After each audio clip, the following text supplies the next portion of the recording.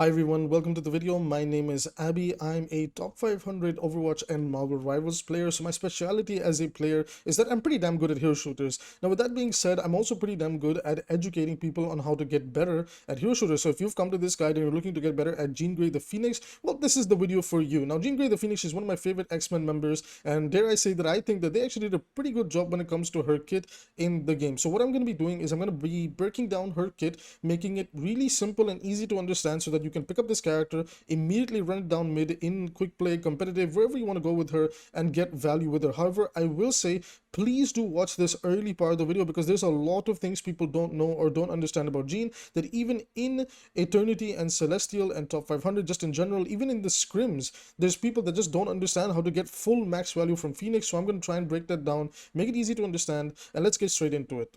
So here we are in the practice range. Let's begin our YAP session. There is a lot over here, and this is word vomit. Like I said, I'm going to try and make this easy to understand, so don't worry about this. Only thing you need to care about when it comes to Jean is understanding that number one, she's hit scan, so your aim is going to matter on her, and number two, you must keep in track of the passive stack that she applies onto enemies, and that is the sparks. This is what a spark looks like. It's a fire symbol over the enemy. This is a second spark symbol when you do 2 body shots, and then upon the third shot that you hit on an enemy, you see the sparks ran out. So you have a time limit that you must adhere to, that if you take too long to land your shots, the sparks will wear off. And Jean, her entire playstyle revolves around the sparks themselves. So let's talk about the sparks a little bit. Number one is one body shot applies 1 spark. However, one headshot will apply 2 sparks, and a third follow-up shot into the body or the head will trigger an AoE explosion around the target themselves and will do burst damage to the target that took the hit. So let me quickly demonstrate what that AoE explosion looks like. So I'll just do it from a body shot perspective.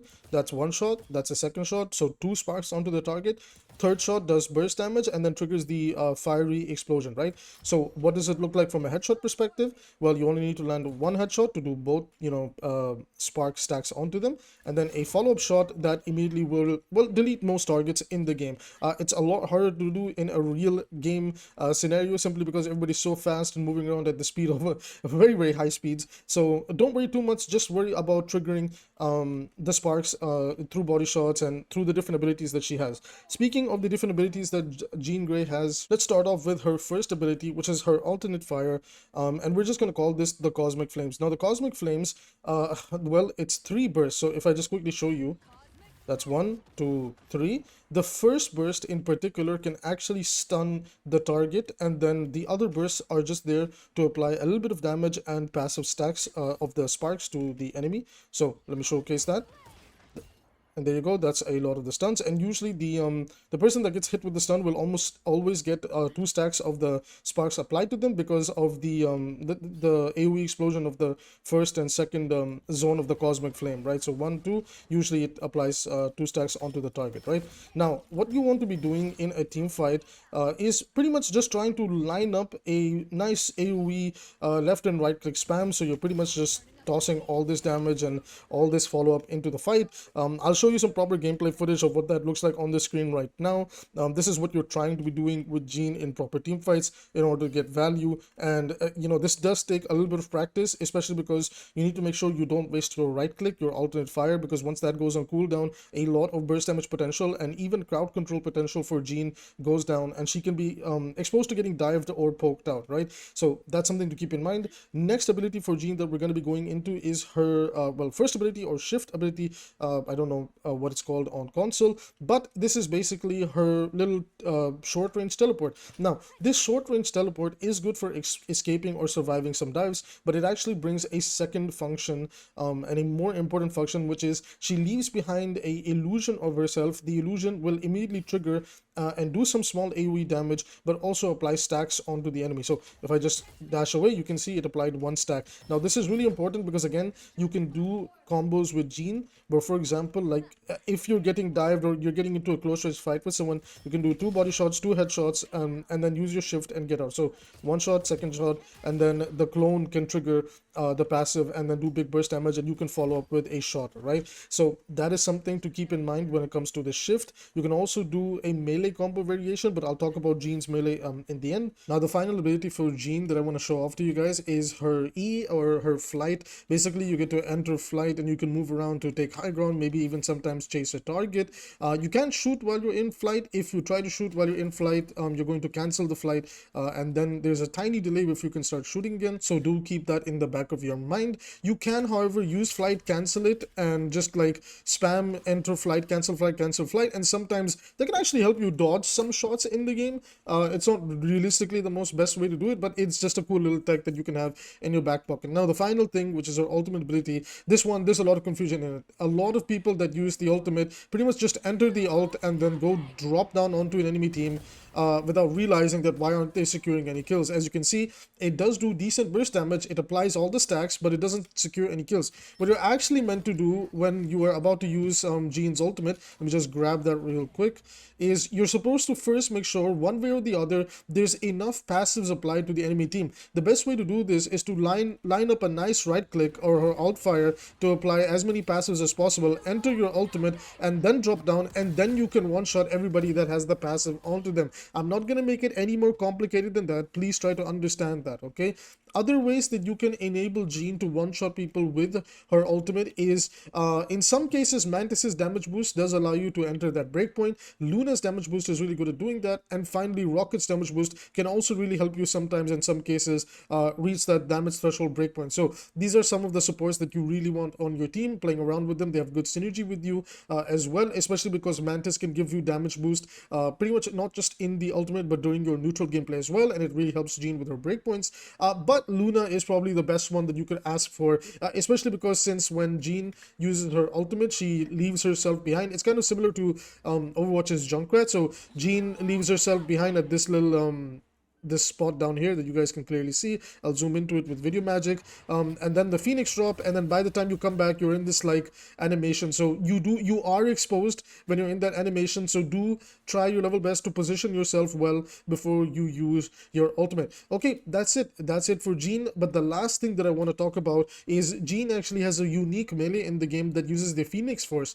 Now the Phoenix Force also applies the Sparks passives, right? So when the Phoenix does a damage, it applies a stack, does another damage, it does another stack, and then again it triggers it, right? So if you have somebody that is diving you, you can alternate between shooting and meleeing in order to trigger the passives. A great combo is to weave in a left click, a melee, and your shift, and then a follow-up in any way, shape, or form from the poke damage or the melee damage in order to do really, really good damage. Now, I will do a Jean Grey combos guide in the near future, which will delve into all the different combos you can do with her ultimate, with her kit, because there is a lot of different variations. So do hit like and subscribe to stick around for more of that content in the near future. Now what we're going to do is we're going to go over to the VOD section of the game, and we're going to review a couple of team fights on how to play Jean and get the most value from her. Okay, so we're particularly going to be analyzing this entire opening fight and first team fight sequence on Yixguard, because SPARKR goes absolutely ballistic, and I'm going to be giving in some of my own commentary for you guys to understand just how he gets value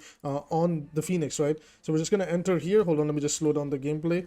And there's a Captain America already hiding in the back line, and you know, he's doing a good job of weaving in some of the left clicks, the primary fire, along with the melee, excuse me.